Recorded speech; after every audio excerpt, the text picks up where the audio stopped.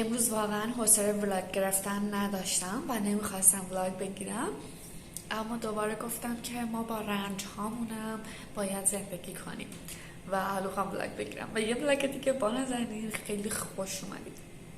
املت درست کردم، با خیارشور دارم میخورم چون خیارشور دیشب خیلی میلم شده بود و نهارم احتمالا تحجین بلرژی درست میکنم دیگه.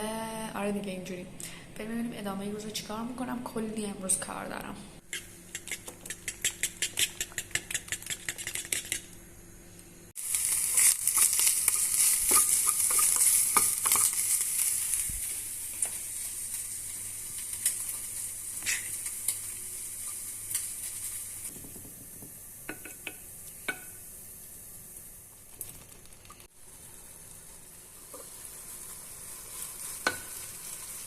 خب بذارید از اینجا بحثی خودم صحبت کنم. حالا اینجا دارم سوپ ورمیشل آرچ صدفی درست میکنم که خیلی خوشمزه است راستش رو بخواد.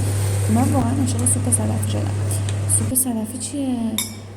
قارچ صدفی شدم. و خب همونجور که دید طبق دستور درستش کردم. حالا اگه دوست داشتید براتون دستور کاملش هم می‌نویسم و اینجا هم تستش میکنم و واقعا خوشمزه بود. خیلی خوشمزه بود، گرچه من سوخاریشو بیشتر دوست داشتم، اما اینجوری هم خیلی خوشمزه بود و بهتون پیشنهاد میکنم برای تنوع حتما درست کنید و بخورید. باشه چطوری بچه داد میزنی؟ آره همونجوری که میبینید خیلی خوشم اومده و دارم تند و تند میخورمش. البته واقعا گرسنه‌ام بود. اینجا هم دیگه رفتم که ترچینم رو برعکس کنم و ترچین رو بخورم. نمی‌کنید بهتره که به نظرم بخور مثلا مواد باش پیاز بزنید بخور مواد بخور مثلا بلیاشنه رو بخور پیاز حتما سرخ کنید و بذارید ملای برنج. اینجوری من یه کوچولو نمی‌کنم حالا بخاطر چه کوچولوی زوم میداد ولی خب خیلی بازم خوشمزه بود و ترچین رو کلا خودم خیلی دوست دارم چون نونش برنجش من اینقدر سوتی ندارم توی دارم برنجش اینجوری تغییر میشه و خیلی به جونم میچسبه. از جوان رو هم ببینید و من کلی خوشحاله و زرش به مقدار فراوون که قشنگ حق مطلب رو ادا کنم ریختم و دیگه بریم بخوریم. ترچینم آماده شد. اینم و امتحان به کنم جونم نظرتونم. چسبید. این حتما ترچین درست بلرژی کنید بچه‌ها. ترچین به جونتون میچسبه و کیف کنید. اینجا بعد بلگم با خودتون. ترچین رو هم امتحان کنم. مطمئنم چیز خوبی شد.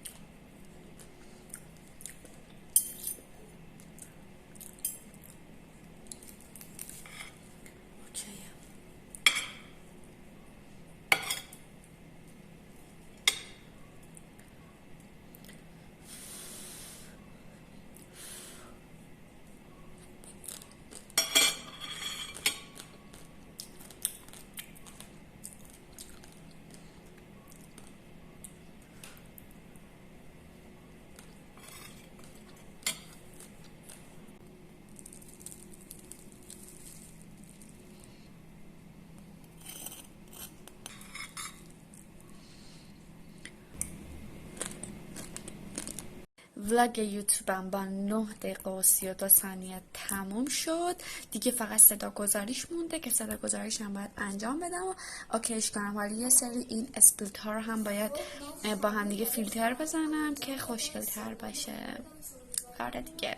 دمنوش هم گذاشتم. دمنوش هم ترکیب بابونه و بهه که خونگیان و خیلی ترکیب خفنیه، بی‌نظیره دیگه. بخورم آرامش بگیرم. در کنارش هم میخوام فیلم اینساید اوت وان رو ببینم دیگه، بخوابم تا فردا ببینم باید برم سر کار یا نه. مرسی که توی این ولاگ همراه هم بودید. کلی دوستتون دارم. امیدوارم که از این ولاگ ایده گرفته باشید، لذت برده باشید و کلی کیف کنید. هر حال بدی هم که داشته باشم ممکنه که بروزش ندم. فکر نکنید شما آدمای غیر معمولی هستید.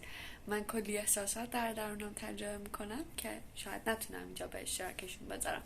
خواستم بهتون بگم این شما نیستید که حالتون فقط بده. منم امروز کلی غم توی دلم داشتم، اما با این حال سعی کردم سری از کارامو انجام بدم، ولی کلی هم اهمال کار داشتم. پس به زندگیتون ادامه بدید، سعی کنید امید داشته باشید و هر جور شده خودتون رو بلند کنید. اگر هم جایی نتونستید سرزنش نکنید. مرسی که توی یه بلاگ دیگه همراه من بودید با یه بلاگ دیگه از زندگی دانشجوکاری تخماتی که من فردا هم همراه باشید. خدافظ. من خود به چشم خیشتن دیدم که جان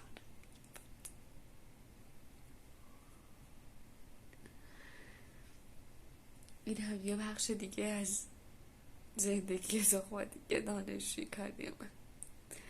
دوستتون دارم. لطفا لایک، کامنت و سابسکرایب یادتون نره.